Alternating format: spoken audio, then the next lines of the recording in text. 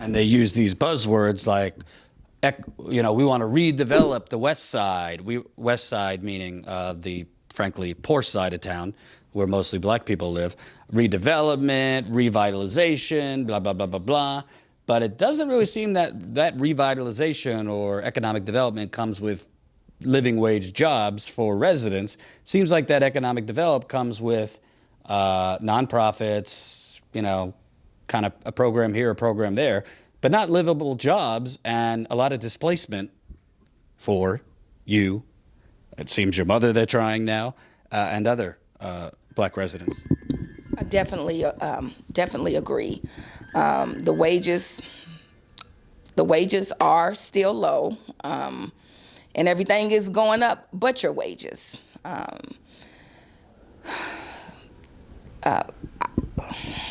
It's just a lot. If you come to Louisville, you'll see that it's a big difference. They did merge the city with the county, and they built the East End up, where the West actually had their own budget. So when they merged it, they took the money out of the West downtown, merged it with the East, and they've totally built it up. So anyone could see over the last, I would say, 15 years, the big change.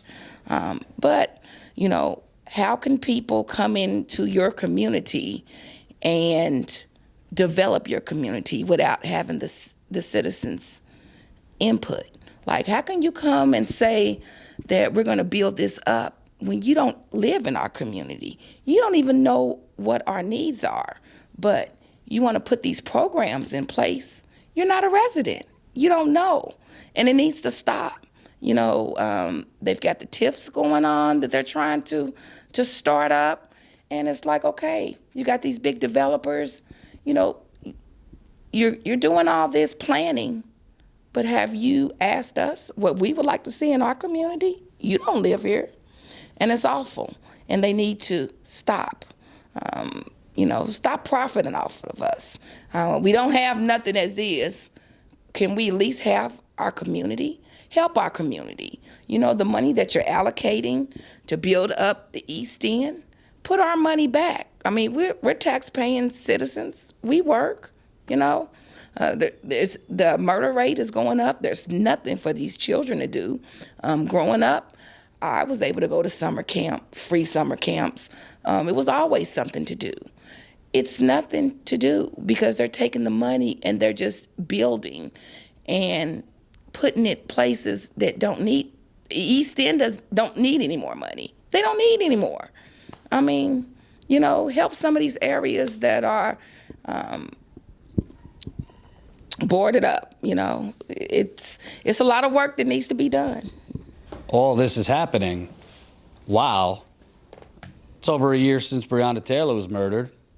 There's no justice. Frankly, looks like a cover-up to me. The grand jury came out saying the state attorney general lied and basically told us what we could and could not charge. There's also gentrification ties to that murder, where the city and the mayor's office, there's emails showing the mayor's office was in communication with the police department about a specific block, Russell Avenue, where an alleged drug dealer that they tried to connect to Breonna Taylor was living. They wanted his house, Jamarcus Glover. They wanted his house because they wanted the block, and they got most of the other houses. So can you kind of talk about in the context of Breonna Taylor, all this is going on, and I don't really see a lot of media coverage on this. I don't see a lot of talk nationally or locally about there's still no justice for Breonna Taylor. There's a cover-up. I haven't seen any reform in Louisville PD. And at the same time, all these things are happening to people like you. Yep. It's systematically done. Of course, if you go down to that block right now, where the house where they wanted from Jamarcus Glover, I'm going to say 70% of that block is boarded up. So something was going on. If you go past that block, you can definitely see it. It's not much that's changed. So they say they're doing some reform, but what? you know, it's not much changed. They're just getting called out on a few things, but you know, the elites, the people at the top, you know, nothing has changed. Put it that way. They put up some street signs, though, right? The Breeway, they call it, downtown. So it looks like there's a lot of symbolism, not a lot of substance. Yeah, it's a museum now. That's got some memorabilia, but nothing has changed. We got a new police chief. The murder rate is going up still. Matter of fact, they were just on TV talking about the police department needs more money. Why? What are you doing? You don't need more money? Oh, we're gonna, you're not keeping us safe. I just had a nephew that gunshot victim for the second time within 18 months. Why do you need more money? Because the police out here now, they're not doing their jobs still. But you want more money? So, no, it's not too much that's changed. Can I kind of talk about, going back to you, if not for Black Lives Matter, you might have been homeless, because Exactly. Where we are right now is kind of like this Airbnb for people that have been unhoused. Yeah. I do the work. They pretty much stepped in. Can't ask the government for help, because when I tried to go to the government for help, what did they do? They didn't help me. They lied, gave me a false sense of hope, and they didn't help me get a dime. I never got unemployment. I never got eviction prevention help. None of that. So it is good that Black Lives Matter was able to assist me, and I'm going to continue to do the work. I still feed the homeless for Black Lives Matter a couple times a week, besides work. And now, since I've been, was cooking and making money, I got a food trailer that's being built. So I've kind of took my negative experience and turned it around, because I really didn't have anyone to turn to. And if it wasn't for Black Lives Matter, I would be homeless. And did you ever get an explanation from anybody at the city why you didn't get unemployment? Because it sounds like you are owed money. There's millions of Americans that got unemployment for the same reason that you did. You got laid off. You said COVID was spreading like wildfire where you worked. So it seems like you're owed money, and it seems like you were illegally evicted. What has been your communication with the city, or have they responded at all? You can't even call unemployment. The whole time. It's thousands of people like myself that never got unemployment. The phone lines, they said they were understaffed. That was the excuse. So you just basically had to get out here and do what you have to do. And with me, I cooked. But still, no resolution with my unemployment. I went back to work in January, so I just said, forget it. And yes, they do owe me money. They owe me money from August up until January when I worked. And no, as far as any help with the city, no. A nonprofit organization, the Homeless Coalition, told me once I found an approval, they would pay my deposit and first month's rent, I believe, which I do got an approval, so I am going to reach out for some support. But no, they never followed up to offer anything. So no. My last question, it's kind of an observation too. I've only been here a few days, but I was here last summer too. Listen, I'm a white dude, so I don't understand, obviously, what black people deal with, but the restaurants we've been in, I didn't see one black person, especially downtown. It looks like there's kind of modern day segregation in Louisville. And it looks like that's the point.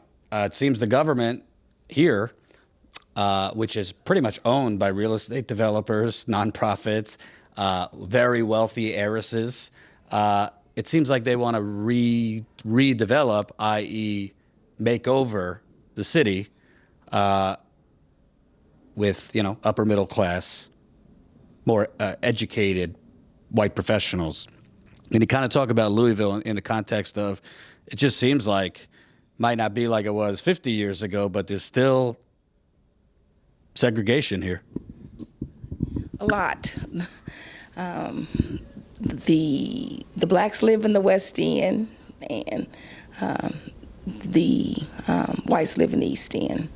The South End, a lot of whites are moving out, but now they want to come back in town. So when they say it is gentrified, when they redeveloped downtown, it was a place where we could go and hang out. Once they redeveloped, they didn't even want blacks. It's been multiple lawsuits for the clubs. They didn't want blacks in the clubs. And since the Breonna protest, our downtown, a lot of businesses have left and they don't want to come back. And now they're trying to get people to go back to work. But it's left a stain on black people, because why go somewhere when you're not wanted? You're going to have the police harassing you. So, although when I was growing up, downtown was a place where we could come, we could hang out, we can have a good time, we can go on the Belvedere and whatnot, but it has changed so much. And lastly, let's not forget the federal government here. President Biden, you could say he's better than Trump. That's not a high bar. But he ran on a lot of talk about restoring the soul of America and, criminal justice reform and, more opportunity for African Americans, blah, blah, blah, blah, blah. I see symbolism, Juneteenth as a holiday is a good thing, but I don't see anything else coming from the federal government, because obviously the local government is doing all this because there's no federal oversight or federal investment for the black community here. Can you kind of talk about, is President Biden doing enough? Is the Democratic Party doing enough on the federal and local level? Don't hold back. I really can't say they are, because even though the city is Democrat, the state is not. We still got Mitch McConnell, who doesn't want anything. They're either trying to take the teaching out of the schools, like they're the majority and we're the minority. So what they say really goes. So it's really not. It's not a lot that has been done since he's took office. We did get our stimulus checks, but that's it basically. And like I said, we're the minority, not the majority. So we basically just got to play their game. Thank you for taking the time. I'm glad you finally found something. It shouldn't be this way for anybody, that through no fault of your own, nobody caused this pandemic in Louisville, that you're basically tossed out like animals by greedy landlords and government officials who let you fend for yourself while they take money from special interest. It's really disgusting. But I'm glad we're able to tell these stories, because I think a lot of people nationally think this moratorium has protected everybody, when in reality, I'm sure you know others that were victims of this and tossed that into the streets. Right. Nope, I wasn't protected around the board. So, and I'm pretty sure that it is a lot of other stories similar to mine. So don't believe the hype. Thank you, Heather Boyd.